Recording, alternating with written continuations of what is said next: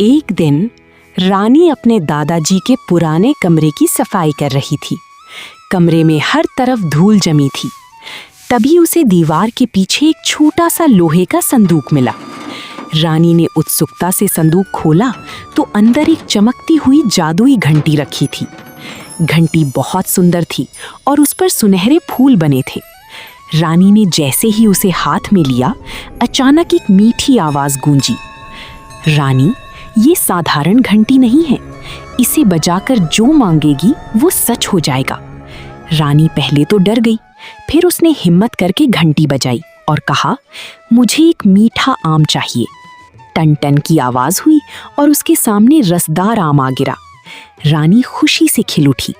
फिर उसने घंटी बजाकर स्वादिष्ट भोजन मांगा और देखते ही देखते गर्मा गर्म खाना तैयार हो गया।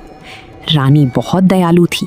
उसने घंटी बजाकर गरीब लोगों के लिए अनाज मंगाया और पूरे गांव में बांट दिया।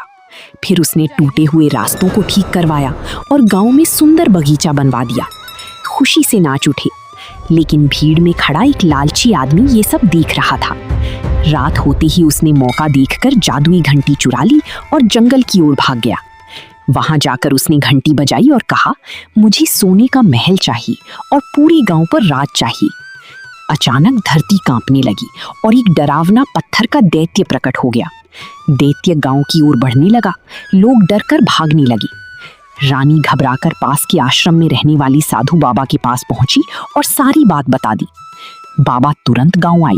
उन्होंने आंखें बंद करके मंत्र पढ़ा और अपने कमंडल से पवित्र जल दैत्य पर छिड़क दिया।